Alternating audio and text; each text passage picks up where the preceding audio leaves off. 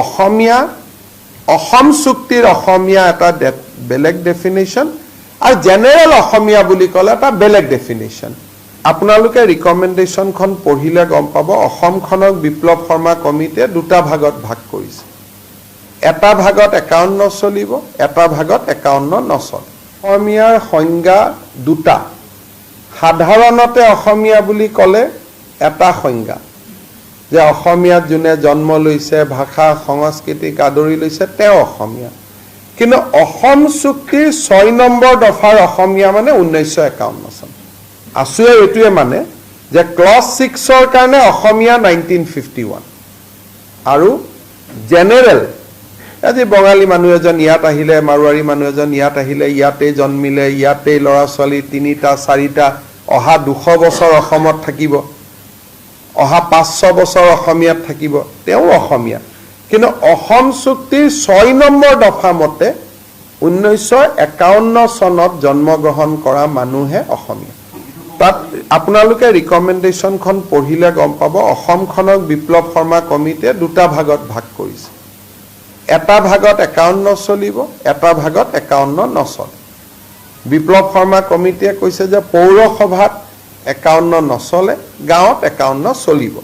গতিকে প্ৰতিবেদনখন আপোনালোকে পঢ়িলে দুটা সংজ্ঞা আপোনালোকৰ সন্মুখলৈকে আহিব যে অসমীয়া অসম চুক্তিৰ অসমীয়া এটা বেলেগ ডেফিনেশ্যন আৰু জেনেৰেল অসমীয়া বুলি ক'লে এটা বেলেগ ডেফিনেশ্যন কিন্তু আমি আসুক এটা কথা বুজাই দিছো যে বৰাক উপত্যকাত ইয়াক সাঙুৰিব নালাগে so Barak valley will be excluded from the definition of Assamese. As state government's authority or the subject which is under state government jurisdiction, more or less there is a 100% consensus. However, detail need to be worked out, which will be worked out on 25th October. We are going ahead with a definite timeline.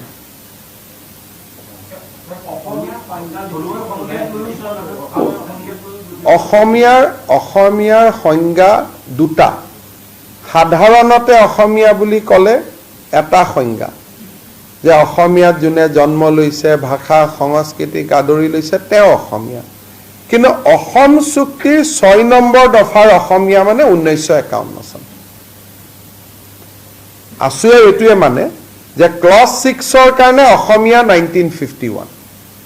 আৰু general আজি বঙালী মানুহ এজন ইয়াত আহিলে মাৰুৱাৰী মানুহ এজন ইয়াত আহিলে ইয়াতে জন্মিলে ইয়াতে লৰা ছোৱালী তিনিটা চাৰিটা অহা 200 বছৰ অসমত থাকিব অহা 500 বছৰ অসমীয়াত থাকিব তেওঁ অসমীয়া কিন্তু অসম চুক্তিৰ 6 নম্বৰ দফা মতে 1951 চনত জন্মগ্ৰহণ কৰা মানুহে অসমীয়া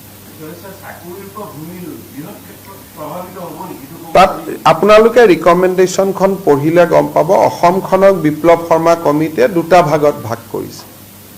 এটা ভাগত 51 চলিব এটা ভাগত 51 নচলে বিপ্লৱ শৰ্মা কমিটিয়ে কৈছে যে পৌৰসভাত 51 নচলে গাঁৱত 51 চলিব গতিকে প্ৰতিবেদনখন আপোনালোকে পঢ়িলে দুটা সংজ্ঞা আপোনালোকৰ সন্মুখলৈকে আহিব যে অসম চুক্তিৰ অসমীয়া এটা বেলেগ ডেফিনেশ্যন আৰু জেনেৰেল অসমীয়া বুলি ক'লে এটা বেলেগ ডেফিনেশ্যন কিন্তু আমি আসুক এটা কথা বুজাই দিছো যে বৰাক উপত্যকাত ইয়াক সাঙুৰিব নালাগে so Barak valley will be excluded from the definition of Assamese.